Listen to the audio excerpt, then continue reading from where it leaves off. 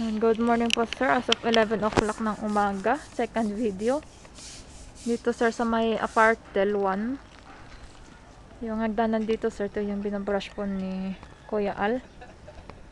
Yan, inuna lang po niya dito kasi mas malumot yung hagdanan dito sir. Tsaka po niya isusunod yung dalawang steps lang dito sir sa may apartel 2 naman.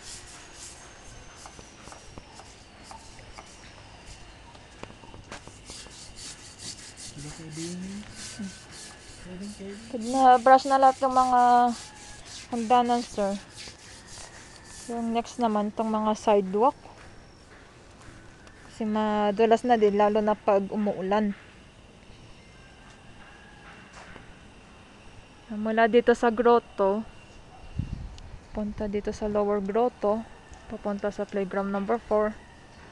Dito sa playground number 5 okay pa naman kasi hindi naman nadadaanan daw yung mga sidewalk. Sa garden naman sila dumadaan.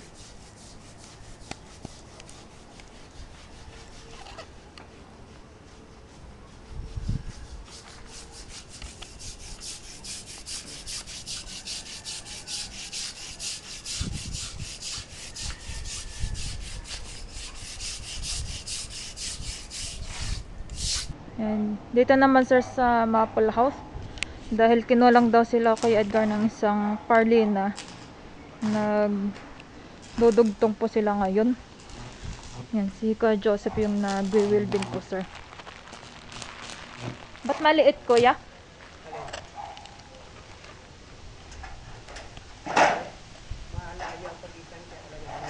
Ay malayo.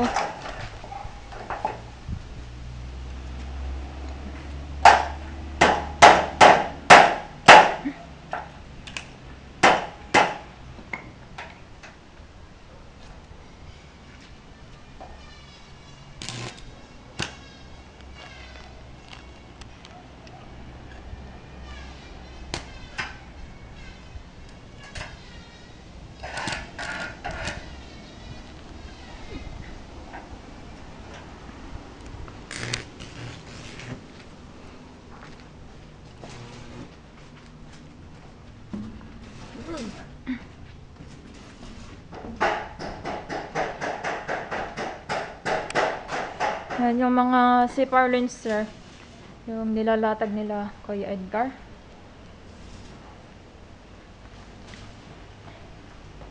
Yan yung dulo lang yung siparlins yung naka-spot po muna, tsaka po nila i-four-wheeled.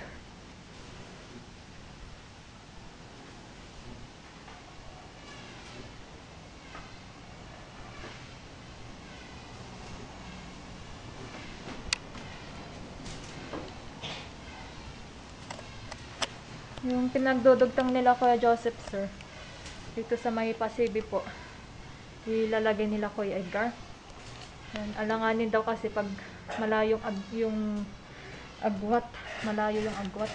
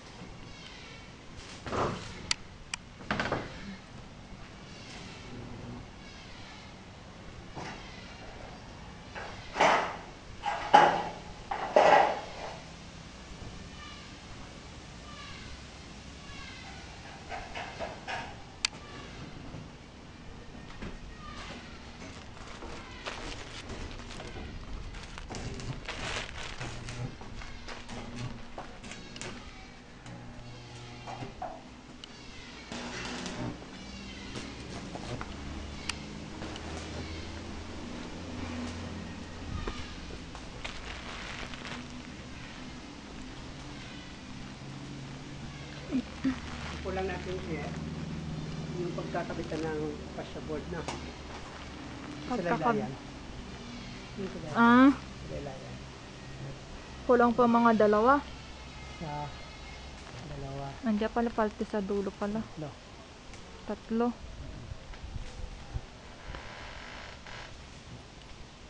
Tatlo pang siparlins. Hindi. Ang gagamitin na natin dyan, sa bilang na 1 by, ay 1 by 4 ano pala, no? Parang yung Tubular? dalawa, oo. Yun ang pinaka-fascia board niya. Ano, pinagtatabihan. Yun na yung kapal niya. Yan ang fascia board. Oo. Yan yung magiging Kasi part. magiging 8 yan. So yan ang fascia board niya. Kaya lang ito kasi 2 by 4. Meron niya 1 by 4 lang ganun, kalahati nito. Mm. Yan ang fascia board. So hindi na tayo maglalagay ng Hardeflex. hardiplex.